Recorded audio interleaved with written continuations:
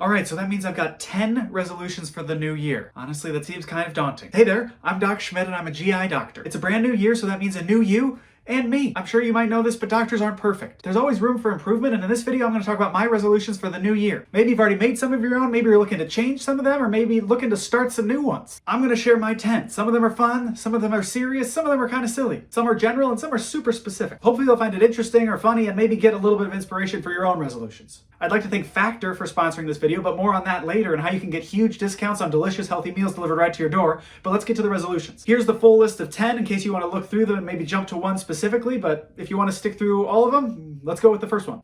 I want to exercise more. This is a really common resolution, and it's something honestly everyone can benefit from. Exercise means a lot of different things for different people, and it doesn't have to mean running 10 miles every day or lifting hundreds upon hundreds of pounds every day. The most important thing is that you do something. Go on a walk a few times a week. Take the stairs when you're at work instead of going up in the elevator. You gotta start small. The American Heart Association recommends 150 minutes of moderate exercise per week. That's like 30 minutes 5 times a week. So make it something that's feasible for you. If you never exercise, start with just taking walks. And it's gotta be fun. It's gotta be something that you're gonna want to keep doing and not get discouraged by or not get sick of. I hate going to the gym and I hate running. That doesn't mean I can't exercise. I try to get my exercise with sports as much as possible. I'm going to try playing racquetball in the winter, and then in the spring I'm going to join an ultimate frisbee league. I did that last summer and it was a lot of fun, and it was great exercise. Your resolutions and your goals have to be reasonable and they have to be attainable, otherwise you're going to give up on them right away. The more specific the resolution, the better. Another thing is when I'm at work, I take the stairs instead of the elevator as much as I can. Even if you don't walk up 9 to 10 floors, just walking up the first 2 to 3 and then taking the elevator the rest of the way is a great improvement. It's about the little things. Number 2 is wigs. Hopefully you've seen my videos before and know that I make a lot of comedy skits with wigs, otherwise this is going to seem really random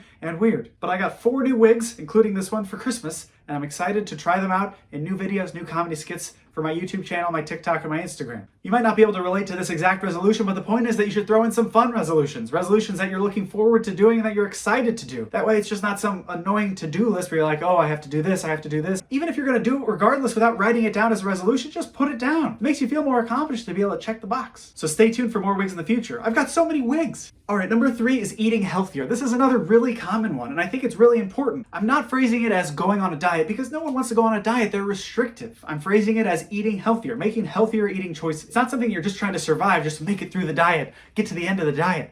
It's about changing your lifestyle to be a healthier person. There are many medical conditions related to being overweight and eating too much and eating poorly. And experts in these fields recommend healthy eating habits, not just restrictive diets, because you're more likely to stick to a positive than a negative. For me, I'm going to try to stop eating sweets on weekdays. I'm going to eliminate sweet drinks like sodas altogether. And I'm going to work on eating healthier snacks. Got to be specific if you're going to succeed. You can't just say I'm going to eat healthier. What if you're trying to eat healthier and you're not very good at cooking? You can sign up for a meal service that brings healthy meals or healthy foods right to your door. That leads me to talk about our sponsor for the video, Factor. Factor is a meal delivery service that brings healthy, dietitian approved meals right to your door. They're owned by HelloFresh, which I'm also a huge fan of. So this means there's even more great meals from the two of them that you can enjoy. The difference is that with Factor, not only is a meal planned out for you and sent right to your door, the meal is already prepped when it arrives. So it saves you even more time. You can be eating a delicious meal within 2 minutes. That's even faster than carryout. No prep also means no mess in the kitchen and no big cleaning job afterwards. This can give you extra time to focus on other resolutions besides just eating healthier. You don't have to plan out your meals this way because you know whatever you get is going to be delicious. Factor offers meals in several different categories, including keto, calorie smart, chef's choice, vegan, and veggie. I tried Factor and I received these meals and they were all delicious. And they also made my evening super convenient so I could focus on spending time with my family after eating dinner and doing other things that I enjoyed. I also didn't have to do a massive grocery trip this week either because the meals were already planned for me and sent right to my door. Factor offers flexibility because I can easily adjust the number of meals and the type of meals that I want as I go along. It's especially great when I'm on call and can be called away at a moment's notice, so I don't have to stressfully try to rapidly prep a meal.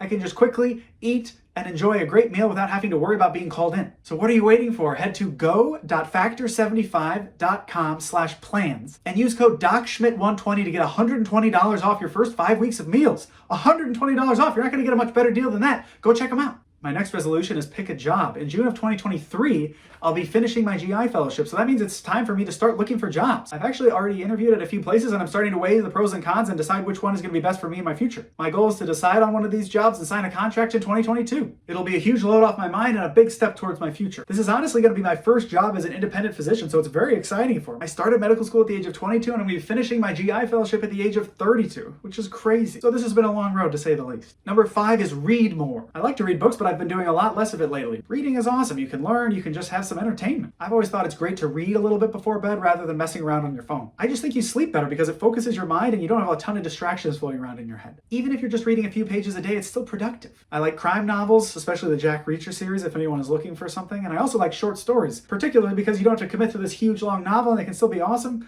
and usually have really cool twist endings, especially sci-fi short stories. So I'm going to be reading more of those. Number 6 is Feed Tyrone More Crickets. Who is Tyrone? Not my child, don't worry. He is a gecko, a crested gecko specifically, who loves crickets. His main source of eating is kind of this weird fruit paste that you just kind of mix a powder with water to make, but he loves crickets as a snack, and I didn't really get him any crickets for honestly all of 2021, so I feel bad. It's kind of fun to watch him eat crickets too because he stalks them and attacks them and eats them. So in 2022, I'm gonna get Tyrone more crickets. Give your pets an extra special treat from time to time. That's my next resolution. My next resolution is work on my year in review videos. Gotta plan these things for a long time, so I'm gonna make a GoPro year in review video. I've done it before in 2014 and 2018, where I make a big montage set to all of my favorite songs from that particular year of all the crazy GoPro antics I get into. It'll be particularly fun having a new baby watching her grow, but I gotta start now and start kind of gradually compiling that. I'm also doing a 1 second everyday video, which I'm a huge fan of. I did that 2 years ago, so I'm using one of those apps on my phone. You just kind of film a little thing every day and you put that into this app and it compiles it into this really cool montage of your year. It makes your life easier if you decide to do these things in January, so get to it and start making a video like that if that's something that's interesting to you. I'll be posting mine at the end of the year, so stay tuned for that. It's also fun to look back at it even before the end of the year, just kind of month to month, to get kind of a highlight reel of your life, so to speak. It can be a boost of your mood and just fun to look back on, even if it's not the full end of year review yet. Number 8 is time management. I think everyone struggles with this a little bit, but I've struggled with it a lot more since my social media platforms have started to do well and I've devoted more time to that, especially now that I have a new baby. This makes it really important to keep schedules and make lists and to-do lists and keep track of everything that I need to do. Honestly, you could do this on paper, on your phone, whatever works best. I like the reminders apps on the iPhone if you have an iPhone. It's all about priorities and sacrifice. I have a newborn, so obviously I want to spend a lot of time with her, and that means I spend less time with videos and less time watching TV or watching movies, for example. But videos are still important to me, so I make time to do those, and I just have to work on being more efficient. So if I have a little bit of downtime at work or while I'm waiting in line, for example, I don't just scroll through TikTok. I work on scripts or think about video ideas for the future. If I think of a video idea, I might not have time to film it right then because I'm with the baby, but I jot it down, and then when I have a little bit of free time later on, I can work that into a full script and eventually film, edit it, and put it online.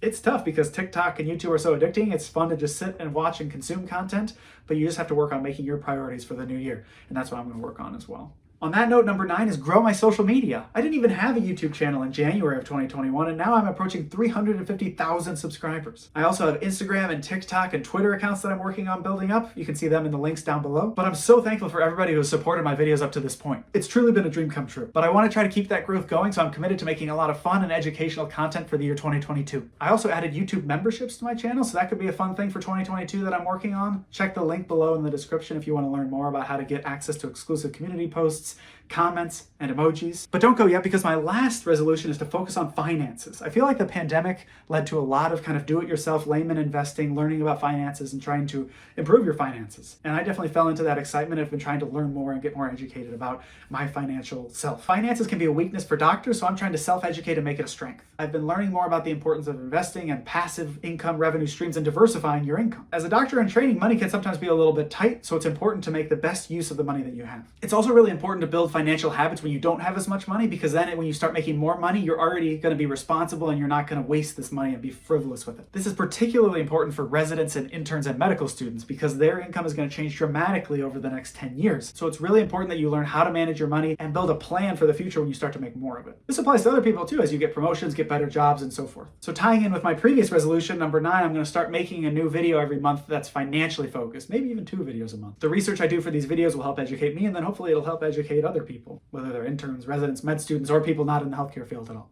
I'm just a little bit more than a year away from being done with training and start making a real physician's salary, so I want to make sure that I'm ready for that. All right, that's all 10. Thank you for sticking around. Hopefully it was a little bit interesting and maybe inspires you to try 1 or 2 resolutions on your own. Feel free to comment below if there's a resolution I didn't mention that you're really excited about, or if you think I should consider it myself. Even if you're not a doctor, I think a lot of these resolutions can still be used or adapted to fit your specific situation. All the links I've mentioned are in the description, so feel free to check them out. And then please consider subscribing to help me with resolution number 9. Otherwise, have a great day and a great 2022. Thanks, and stay tuned for more.